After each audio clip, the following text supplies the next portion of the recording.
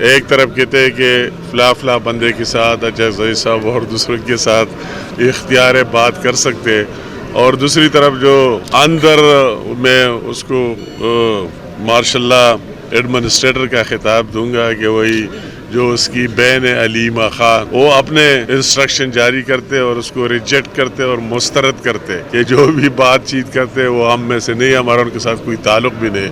تو یہ ایک عجیب کنفیوزنگ سچویشن کہ وہی اگر اس کو آن ہی نہیں کرتے، کبھی ایک کا بیان آتا ہے کبھی دوسرے کا بیان آتا ہے، اور پھر اگر اس کی گھر سے بیان آتا ہے تو اس کو اس طرح سمجھا جاتا ہے کہ وہ عمران خان کی طرف سے بیان. تو اسی پر بات کرنا ہم نے تو نیک نیتی سے، شہباز شریف صاحب نے ڈے ون سے نہیں کیا. ابھی ہم گورنمنٹ میں ہم اگر جب اپوزیشن میں بھی تھی اور آر ٹی ایس کو بٹھایا گیا اور ہماری مینڈیٹ کو بھی چوری کر دیا گیا اور عمران خان کو زبردستی مسلط کر دیا گیا 2018 میں، اس بدترین سچویشن میں ہم وکٹمائزیشن بھی سارے فیس کر رہے تھے. میں بھی آپ کے سامنے ہوں تو یا کے پی کے میں جتنا ہٹ ہوا یہ سارے لوگ جانتے، مگر اس کے باوجود فلور آف دی ہاؤس وہی شہباز شریف صاحب نے دعوت دی عمران خان کو کہ آؤ بیٹھ جاتے. خواہ ملک کی معیشت کا ایشو ہے، دہشت گردی کا ایشو ہے، ہم سب کو مل کر اس پر بات کر لینے چاہیے. اور پھر بھی بار بار مختلف موقعوں میں اسی دن پھر بھی کہا کیبنٹ میں کہ اگر آپ کے ساتھ ملک کی بہتری کے لیے آپ بیٹھنا چاہیں تو موسٹ ویلکم. مگر اس کی اس طرح یہ میں کہتا ہوں بدقسمتی ہے کہ وہ اس طرح چیزوں کے لیے وہ ہے ہی تیار نہیں.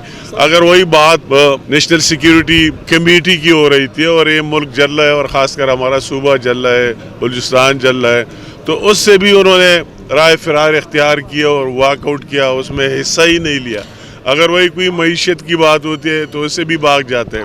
میں کشمیر کا وزیر ہوں، اگر ہم وہی کوئی اس طرح ایشو لاتے کشمیر ڈے کے موقع پر تو اسے بھی نکل جاتے، واک آؤٹ کر جاتے. تو ان کا ہمیں یہ نہیں، جمہوریت کے سے بھی واک آؤٹ کر جاتے ہیں. خود اسمبلیوں کو اس طرح تحلیل کر دیا، ڈیزالو کر دیا. تو ان کی ہسٹری اور تاریخ یہ ہے کہ وہی ملک کی بہتری کے لیے ہے نہیں، اپنے ذات کے لیے انہیں پہلے ماضی میں بھی سوچا ہے اور اب بھی سوچ رہا ہے. تو اللہ تعالیٰ ان کو توفیق دے رہا ہے کہ ملک کا بھی سوچے اور اس کے پی کے کا بھی سوچے. یہ تو فکر کے ساتھ وہی فائنانس منسٹری نے سارے حقائق جاری کیے کہ 2018 کے بعد اور وہی جو 18ویں ترمیم کے بعد اور پھر اس کے بعد ایئر وائز بھی وہی پورا بریک اپ بھی دیا اور وہی بھی دے دیا کہ دہشت گردی کے مد میں NFC ایوارڈ کا 1% ہر سال ان کو دوسرے سے زیادہ ملتا ہے کے پی کے کی عوام کو. اور میں بھی یہ چیلنج کرنا چاہتا ہوں کہ یہ ثابت کرے کہ جو NFC ایوارڈ میں کے پی کے کا شیئر ہے، حصہ ہے. ایک تو ہمارا وہی چیز ہے کہ ہماری ڈیمانڈ ہے،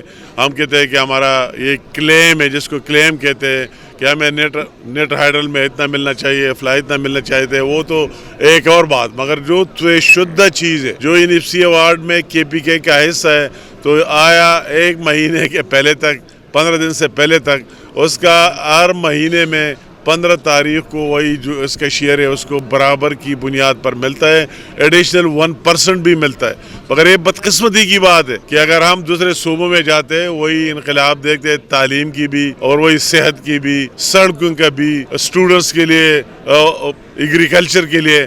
مگر ہمارے صوبے میں جب آ جاتے ہیں تو کوئی ہم کہتے ہیں کہ یہ ہزاروں کی تعداد میں کربوں کی کہ وہی کدھر گئی اور وہ کس مقصد کے لیے استعمال کر دیا گیا. یہ میں نے کل پشاور میں بھی بات کی ہے اور اب بھی بات کر رہا ہوں کہ ایک دن آپ کو یہ بلیم گیم سے نکل کر اس کا حساب کتاب دینا ہوگا. ہم آپ سے یہ کربوں کا حساب مانگیں گے کہ جو پیسے آئے تھے آپ نے کس کے لیے خرچ کیے. جس اسپتال میں جاتے، یونیورسٹی میں جاتے، جہاں جاتے، جس روڈ سڑک سے جاتے، کوئی چیز نظر آ ہی نہیں رہا ہے. تو صرف وہی جو حصہ ملتا ہے اس مقصد کے لیے ملتا ہے کہ مرکز پر حملہ کرے، چڑھائی کرے، اداروں کو بدنام کرے، اپنے ملکوں کو انڈیا اور دوسرے ملکوں کی ایجنٹی کر اس کی بدنامی میں کردار ادا کرے. تو ایک دن دوسرے بات ہی تو اپنی جگہ یہ دن آئے گی کہ آپ اکاؤنٹیبل ہونا ہے اور حساب کتاب دینا ہے.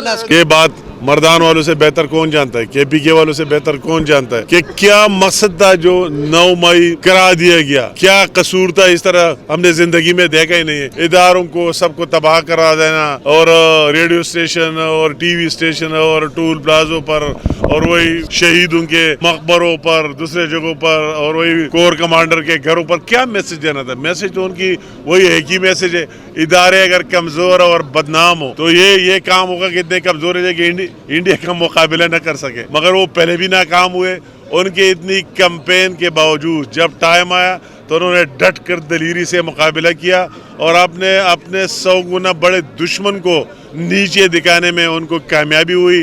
اور وہی پی ٹی آئی اور ان کی لیڈرشپ کا وہی بیانیہ خاک میں ملا دیا کہ یہ خاکی وردی اگر یہ ہو تو یہ ہر مشکل میں پاکستان کی عوام کے ساتھ یا اندر بھی ساتھ ہوں گے اور بیرونی بھی وہی صلاحیت رکھتے ہیں. میں چیف منسٹر کو یہ مشورہ ہے کہ آپ کو چیف منسٹر وہی لاہور کی گلی کوچیوں میں گھومنے کے لیے نہیں کر دیا ہے کے پی کے کی عوام نے. اتنا ضرور دے کہ سیکھے مریم نواز سے, وہی پنجاب میں گھومے پھرے اور دیکھے کہ پنجاب کی چیف منسٹر نے کیا کیا ہے, وہی نقل کاپی کرو, ذرا شرم حیا کرو, آ جائے اس سے سٹارٹ لے, اس سے شروع کرے. بخیر آپ کو کچھ ہی نہیں ملنا ہے. بتا دیا اگر کسی کا ایجنڈا یہ ہو نا, وہی میرٹ کا نام ہی نہ ہو, جو لوگ ڈیلیور کر سکتے ہیں, جس میں صلاحیت ہے, اس کو موقع ہی نہیں دیا جاتا ہے. اور اپنے من پسند لوگوں کو جس سے وہی چیزیں وہ نکالتے جو چاہتے ان کو لایا جاتا ہے.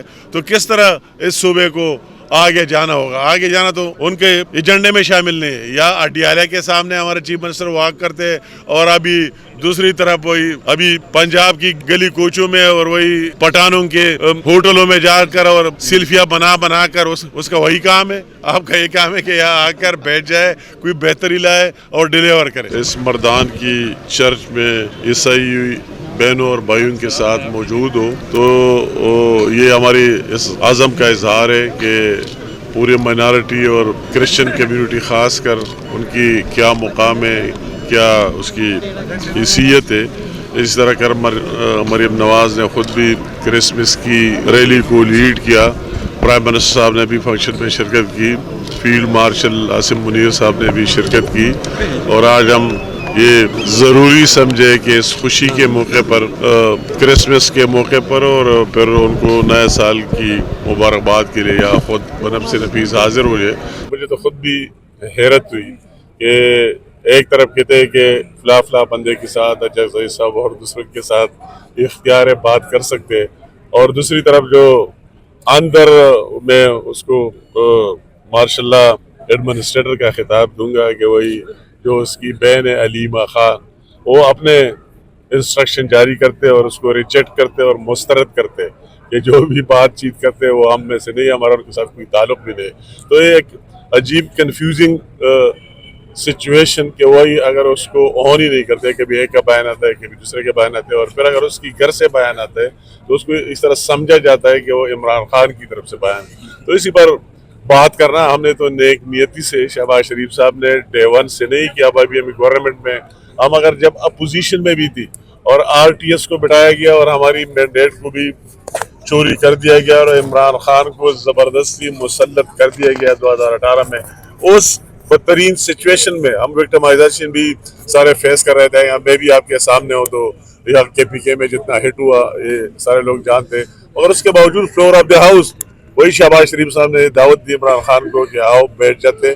خواہ ملک کی معیشت کا ایشو ہے, دہشت گردی کا ایشو ہے, ہم سب کو مل کر اس پر بات کر لینے چاہیے. اور پھر بھی بار بار مختلف موقعوں میں اس دن پھر بھی کہا کیبنٹ میں کہ اگر آپ کے ساتھ ملک کی بہتری کے لیے آپ بیٹھنا چاہیں تو موسٹ ویلکم. مگر اس کی اس طرح یہ کہتا ہوں بدقسمتی ہے کہ وہ اس طرح چیزوں کے لیے وہ ہے ہی تیار نہیں. اگر وہی بات نیشنل سیکیورٹی کمیٹی کی ہو رہی تھی اور یہ ملک چل رہا ہے اور خاص کر ہمارا صوبہ چل رہا ہے, بلوچستان چل رہا ہے, تو اس سے بھی انہوں نے رائے فرار اختیار کیا اور واک آؤٹ کیا, اس میں حصہ ہی نہیں لیا.